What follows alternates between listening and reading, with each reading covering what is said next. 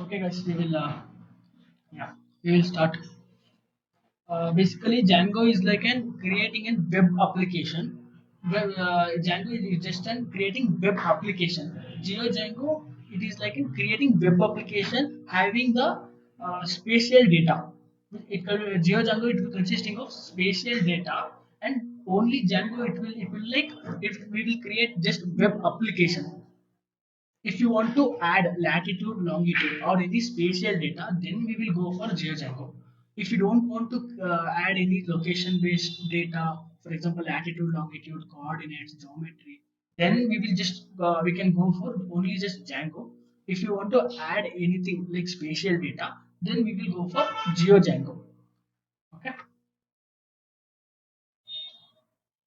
And GeoDjango, how it works means GeoDjango plus GIS integration. Means, as I said earlier, Django is to build a web application. GeoDjango it is used to build a web application which is having spatial data capabilities. Okay, to have spatial data capabilities, then we should add this. We should add Django contrib.gis. This one where we have to add, I will tell later. In the practical session I will show you. But remember this Django.contrib.gis. We have to add it. Okay, to enable the spatial data powers like that. Spatial database backend. In Postgres also you can see Postgres. It is basically we will use it for storing of data. Okay. To store the data, we will make use of PostgSQL. But if we want to store any GIS spatial data, for example, if you want to add latitude, longitude, or geometry like that, then we will make use of PostGIS extension. In the Postgres only, we have to enable one extension, that is PostGIS. If we enable the PostGIS extension, then also then we can easily add our spatial data to our Postgres. I will show you in the practical session. I will show you how to add this extension. Means PostGIS extension. How to add? I will in practically I will show you. Okay. This is geometry support. Means as I said, if we can add a point, polygon, but like that we can add any data, spatial data. Okay. Now we will move on to the practical session. Just set up. We will start with set. Okay. Uh, Now I am using the VS Code as my code editor. In that code editor, I have already created one project. I will show you step by step how to create this project and this project structure. Can you see the project structure? Right. I will show you step by step how to create this. I thought to create from scratch, but it will take more time. So I have already created my project. I will show you how, if you follow or if you just note it down the comments, then it will be helpful for you to create by you. First, just create on root folder. I have created like Geo Hospitals. Our final, okay, I will tell you our final output, what it will be. We will create, we, okay. We will creating um, we will creating an user interface. In user interface what we will do is we will having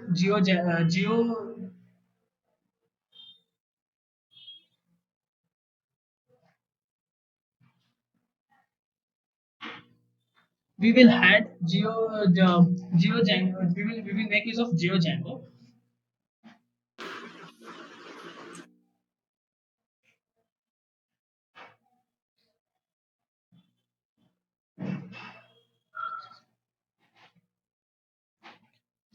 Okay.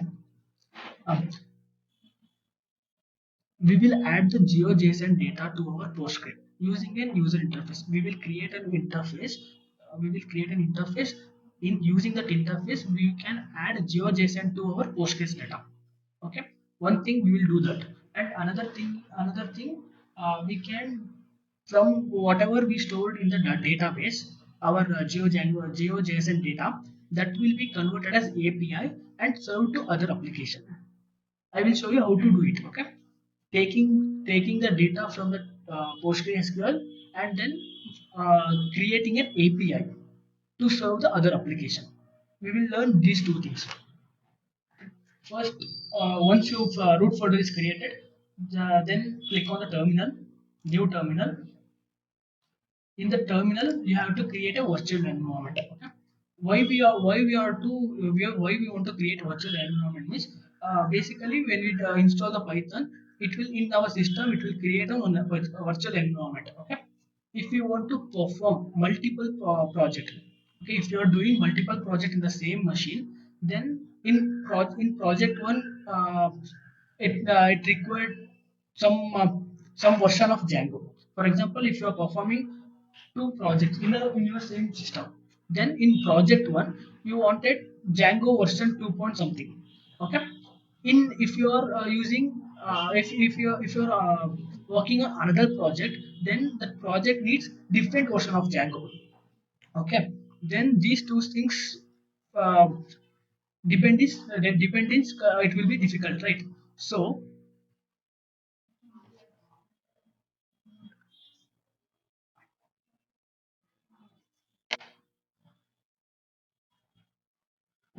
It is getting so I can just use this. it will more painful. Okay, okay. Okay. Yeah. Why we want to use virtual environment is, if you are using if you are developing two projects in your same machine, then one project requires different version of Django. Another project requires different version of Django. So if you create a virtual environment means, then it will create a virtual machine, means virtual environment it will create for the project itself. Then inside project one virtual environment, you can install one version of Django. In another project, in same way you can create another virtual environment. In that also you can install different version of Django. That is the usage of virtual environment. Okay?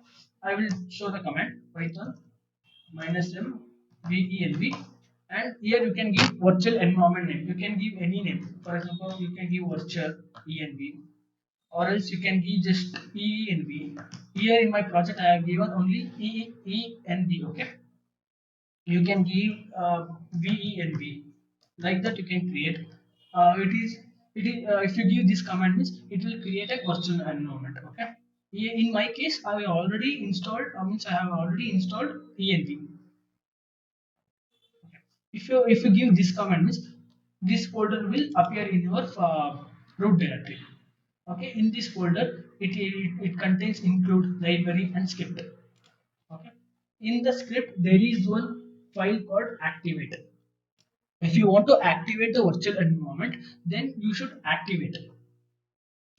Okay, I will show you how to do it. Okay, env slash, you are in root directory, means geo hospital. In that you are in that directory. If you want to move to the script directory, and then you have to give activate, because you are not in, because activate file is not in the root directory. It is inside env, and inside script it is there. So you have to traverse to the script, and then you have to give activate.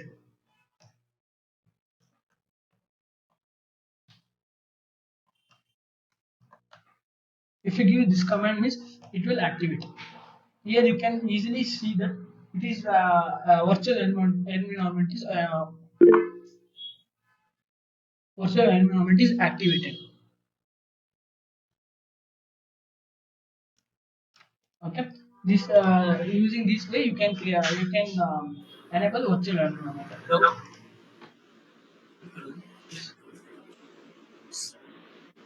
So your voice is breaking. Okay, just wait for 2 minutes. Okay, I will fix it.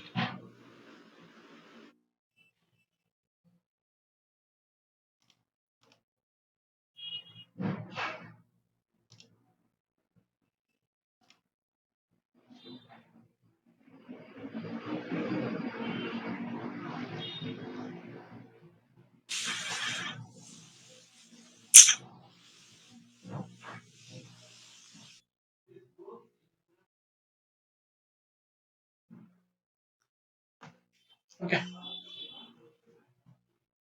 If you want to add anything, means if you want to add spatial data to your Postgres, means you have to give an extension called PostGIS. As I said earlier, here you have to add an PostGIS extension to Postgres. Why? Because you are adding spatial data. Okay. If you do not enable PostGIS, means it will not allow you to add spatial data. Example: geometry, latitude, longitude, coordinates, like that. It will not allow you to insert the lat long values. Okay. You are compulsory have to give this thing. Enable the extension. To enable the extension, here there is only one extension. Right click on the extension, create extension, name PostGIS. Uh,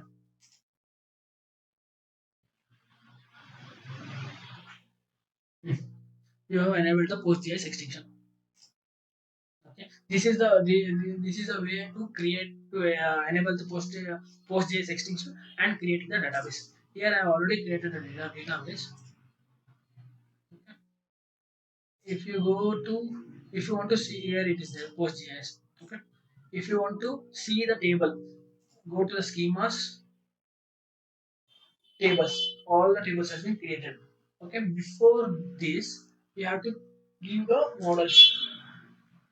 Okay. If you go to the hospitals, this is my application in models.py.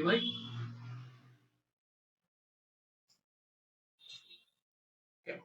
You can see I have created the models.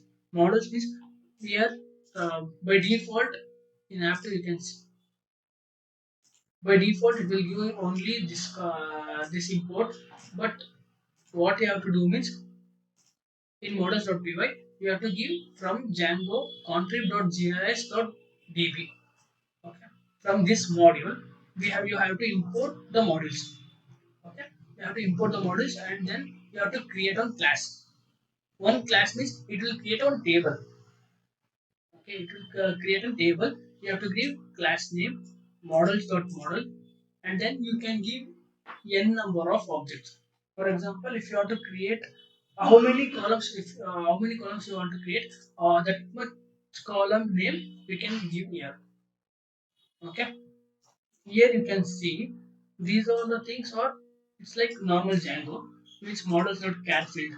There are many fields. Models.char field is there, integer field is there, and password, email, like that. There are so many fields. You can see here. Integer field is there, character field is there. Character field it is used to store the characters. Integer field it is used to store the integers. Okay. Floating field it is used to store the floating values. Like that, we can add uh, point field. Point field, why it is showing point field means because you have enabled Django content.gis, which you are enabled adding the spatial data to your Postgres. Okay, if you give this one, means it will add.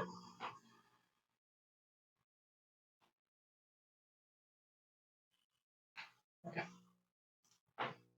this is the way to create. After once you create the models of UI, just give the command Python manage.py make migrations. Okay, if you give Python manage.py make migrations, it will. This is Python code, right? All this Python code it will be in the backend. It will be converted into SQL. From that SQL, we have to give another command. I will show you later. That command will help you to add the data to the Postgres. If you give this command, which in my case I have already migrated, so it will show there is nothing to migrate. Okay? No changes has been detected because I have already made the changes. If you give this command in your system, then all the tables has been created. By the Django, what it will do is by default it will create all the tables. Okay, this is user defined table means we created this table. Django it will create all the tables. Okay. After that, if you give Python,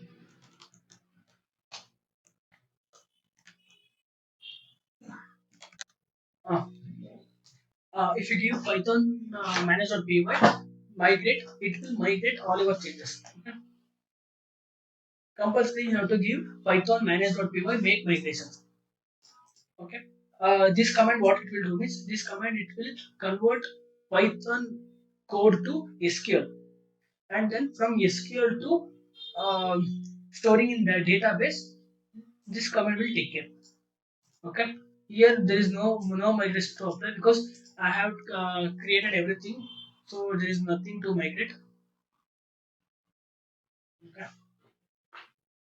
Here once you migrate, then it will you will show all these tables. Okay, these are the tables default Django will create.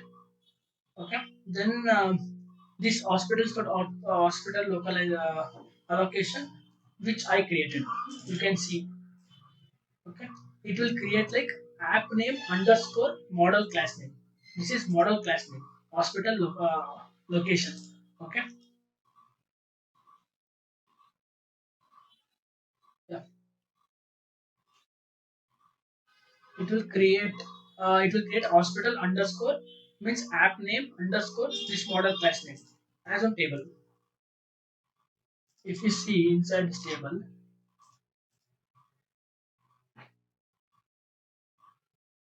uh, here I've already added the data, so it is showing like this. If you want, I will remove the data.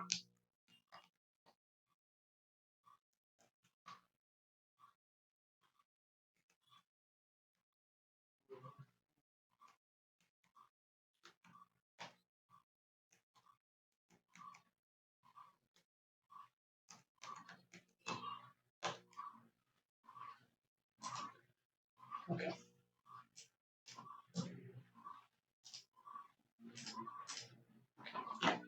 When you give make migration and make migrate, like this table will be created. Table structure will be there, but no record. It does not contain any records. Okay. All this ID, object ID, referral of hospital ID, all the column will be created. Why? Because here object ID is created as one column, referral object hospital ID has created another column, hospital name has been created as another column. Like that, you can see there are these many columns. You can see right here. It is used to store the latitude and longitude. Now, uh, now we have created the table, and then before that, what we have to do means before giving Python manager py make migration and migrate, you have to connect with the database. To connect with the database in your project folder, there will be one database. Okay, by default it will not give any information. By default, what you have to do is you have to give engine name like this. Okay. Engine name like this. In your project also you can give engine name like this same. Okay, django.contrib.gis.db.backends.postgis, and this is database name. In your case, what you have given database name, that database name you have to give. In my case, what I have done, geo underscore hospitals db, so I have given geo underscore hospitals dot underscore db. This is the database name. This is username. Username is Postgres. In your system also almost it is Postgres. It will be Postgres itself. And password. While creating the server, you will give one password, right? I have showed you that time is a server. If you click on the server, here it will be the password. Whatever the password you will give while creating in server, whatever the password you will create while registering the or installing the server, that password you have to give. Yes, and then host is localhost and host number is 5432. Okay, these database connection you have to do. If you want to connect with postgres means this database you have to do, or else if you want to connect with any other database, for example mongodb or any other database, then all the keys will be same, but engine name will be different. Okay, here it is showing PostGIS because why we have enabled PostGIS extension in Postgres, so it is it is showing PostGIS. Okay, and then database name, username, password, host, port number you have to give. Okay, this is the database connection. If you want to connect GeoDjango with the Postgres, if you want to connect GeoDjango, this application, with the Postgres, means you have to compulsory you have to give this database connection. Before that, before making migrations, you have to give database connection. Okay. This is the way to connect the database. Okay. Now we will create a template. First, what we will do means we will take the GeoJSON data and we will load it to Postgres because our Postgres is empty. Here you can see our Postgres is empty. To make like that, we can go with two ways. One way is using OSGeo. Another way is we can create an interface because we are developers. So we have to make users life easy. So we will create an interface. Okay, to add the GeoJSON data. Just one click, it has to GeoJSON data has to store in Postgres. Okay, we will create like that.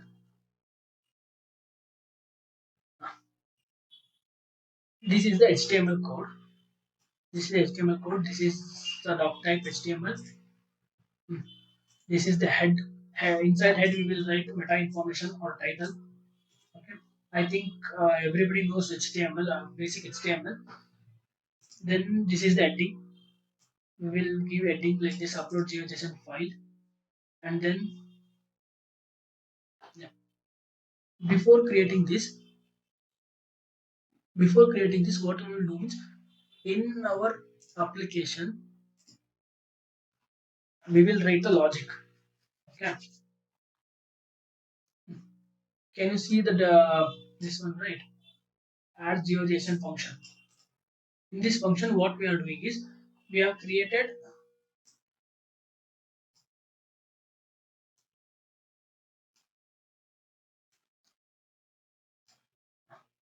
Okay, here we have created um, HTML file, and here in the views we are taking the data.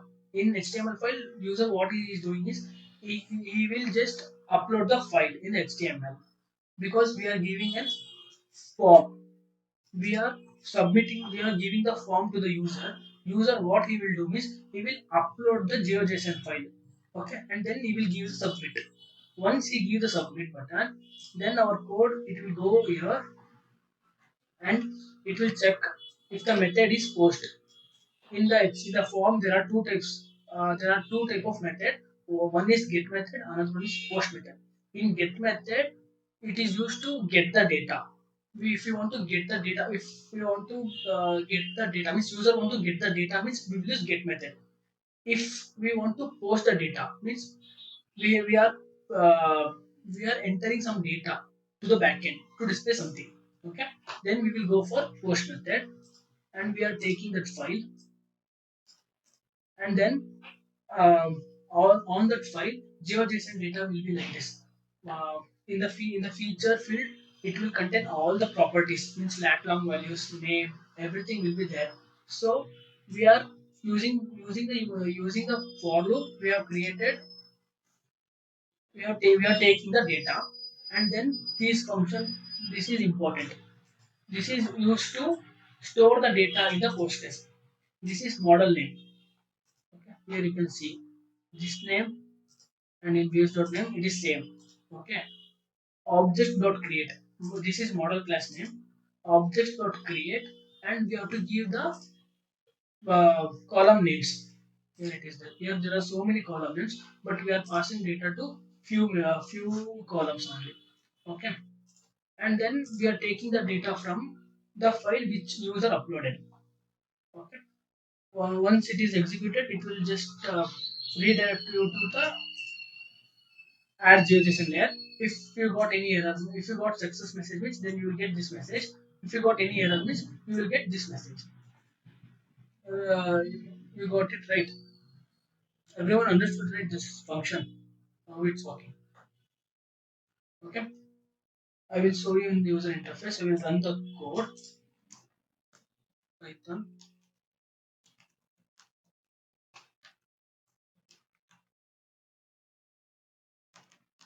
This command is to run your application. Okay. If you go to this link, okay. Now it is created. There are three URLs has been created. Okay. These URLs we have given here in hospital URLs. We have given the URL. URL means if you give this path, then it will execute this function.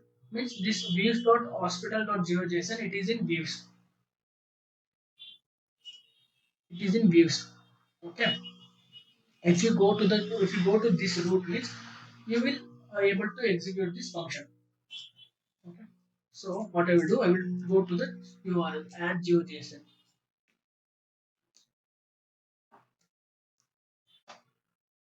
Now the interface has been created. Here you can choose the file.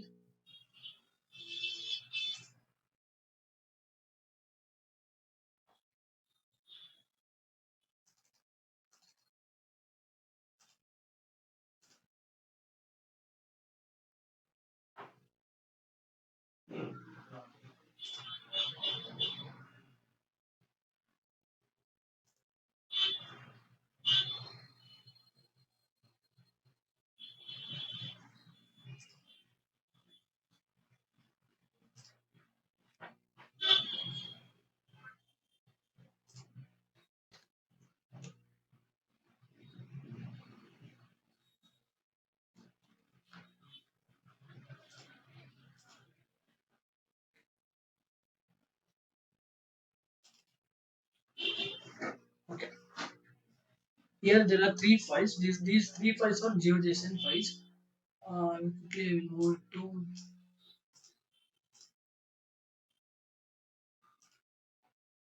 Quickly I will move to documents.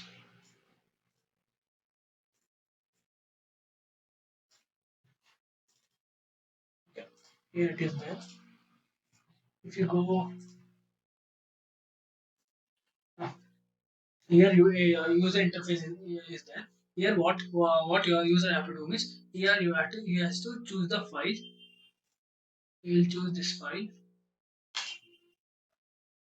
and this is GeoJSON data. If you give submit button means GeoJSON data has been imported successfully. Now we will check our data list. It is nothing is there, but if we refresh, we are able to see the data. Yeah. Now we have created how to add. We have created an interface. That interface, what it will do is it will add the GeoJSON data to the our PostGIS. Okay.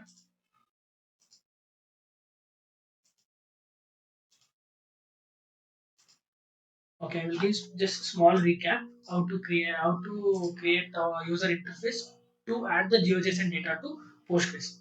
First, what we have to do is we have to go to views.py. In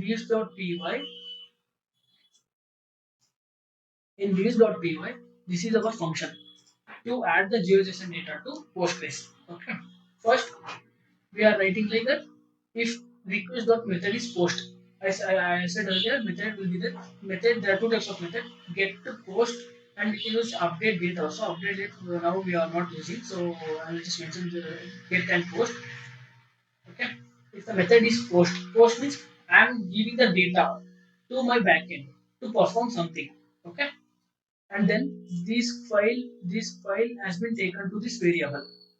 Okay. And then this data will be loaded to the my variable data. Okay. After that, using the for loop, I am inserting the values, means each values to the corresponding column, like this. For this one, I'm adding something, means I'm adding the data. For hospital name, I'm adding the data. For word, I'm adding the data. For zone, I'm adding the data. Like this, I will add the data to PostGIS.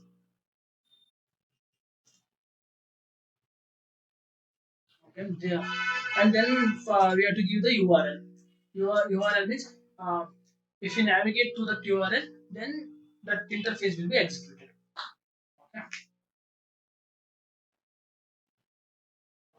Now we will create another interface that we have to take all this data and create as API. For that, we will create another function. This function, there is an inbuilt method called serialize. Serialize what it will convert all the data, PostGIS data, all the PostGIS data into a GeoJSON format. Like this hospital name, ward, zone, contact number, and this and all the you can add any number of column. Okay. This function, what it will do is it will take the data from the Postgres and display it and convert it as API. URL we can give like this. If we give if we go to this URL, then this function will be executed. I will show you. Here I have the data.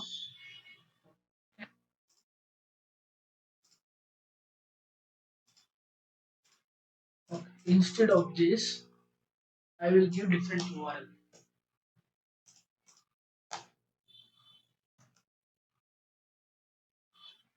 If I give API slash hospitals, then yeah, it has created as GeoJSON. Okay, as a API it is created. If you make this link as live, then you can share your API to serve on any other application. Okay, these are the things. Yeah, this function is to create an API, and this function is to create an add in GeoJSON data. Okay, this is the URL. Means if you navigate to this URL, then this function will be executed. Then this function, if this function is executed, means then you got the output.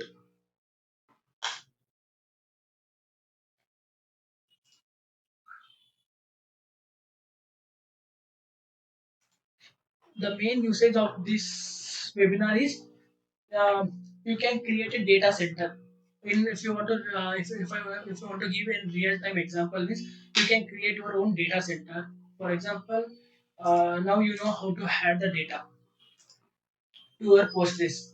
Okay, by just 2 clicks, you can add your GeoJSON data to Postgres. Like this, you can add shape file or any other file. Okay, KML like that files you can add to the Postgres. You can make it as your own data warehouse, means where you can store all the data, different types of data you can store in your database. Like that you can create, and then you can create an API which serves the other application. You can create an API which serves the other application.